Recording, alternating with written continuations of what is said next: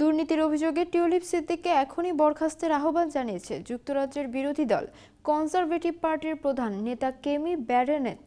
দলটি দুর্নীতিগ্রস্ত কোনো মন্ত্রী আর দেশের প্রশাসনে দেখতে চায় না। রবিবার 12 জানুয়ারি এক প্রতিবেদনে ব্রিটিশ সংবাদ মাধ্যম বিবিসি জানায়, যুক্তরাজ্যের প্রধানমন্ত্রী কিয়ার স্টারমারের প্রতি আহ্বান জানিয়ে বার্তা দিয়েছেন কেমি। এক্সের একটি পোস্টে কনজারভেটিভ পার্টির নেতা বলেন, কিয়ার স্টারমারের এখন সময় এসেছে টিউলিপ সিদ্দিককে বরখাস্ত করার। প্রধানমন্ত্রী তার ব্যক্তিগত বন্ধুকে দুর্নীতি দমন মন্ত্রী হিসেবে নিযুক্ত করেছেন। টিউলিপ সিদ্দিক সে দেশের পার্লামেন্টে লেবার পার্টির একজন সদস্য, বর্তমানে যুক্তরাজ্যের অর্থ মন্ত্রণালয়ের অর্থনীতি বিষয়ক মিনিস্টার, ইকোনমিক সেক্রেটারি। এ পদে দেশটির আর্থিক খাতে দুর্নীতি বন্ধের দায়িত্বে আছেন তিনি।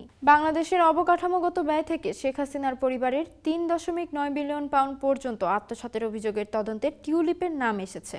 এছাড়া গত সপ্তাহে আওয়ামী লীগ সরকারের ঘনিষ্ঠদের কাছ থেকে ফ্ল্যাট পাওয়ার তথ্য প্রকাশ্যে আসে। কেমি ব্যারনেচ আরও বলেন, টিউলিপ সিদ্দিক একটি বিভ্রান্তিকর ইস্যু নিয়ে উঠেছেন। যখন সরকারের তাদের তৈরি করা আর্থিক সমস্যা মোকাবেলায় মনোনিবেশ করা উচিত, তখন তারা টিউলিপের ঝামেলায় পড়েছেন। এখন বাংলাদেশ সরকার শেখ হাসিনার শাসনামলের সঙ্গে তার যোগসূত্র নিয়ে গুরুতর উদ্বেগ প্রকাশ করেছে। এদিকে বৃহস্পতিবার 9 জানুয়ারি প্রকাশিত এক প্রতিবেদনে দ্য টাইমস জানায়, ডাউনিং স্ট্রিট টিউলিপ সিদ্দিকের বিকল্প খুঁজছে। তবে টাইমসকে এও বলা হয়েছে, প্রধানমন্ত্রীর ঘনিষ্ঠজনের মধ্যে কেউ কেউ অন্তত অনানুষ্ঠানিকভাবে কে টিউলিপের উত্তরসূরি হতে পারেন তা বিবেচনা করছেন। প্রসঙ্গত, শেখ হাসিনার পতনের পর টিউলিপ সিদ্দিকও আওয়ামী লীগ সরকারের দুর্নীতির সঙ্গে জড়িয়েছেন বলে তথ্য প্রকাশে আসে। শেখ হাসিনার আমলে আওয়ামী লীগ সংশ্লিষ্ট ব্যক্তির কাছ থেকে বিনামূল্যে ফ্ল্যাট নিয়েছেন তিনি। ব্রিটিশ সংবাদ মাধ্যম সম্প্রতি তার এমন দুটি ফ্ল্যাট ভোগ দখলের তথ্য ফাঁস করে।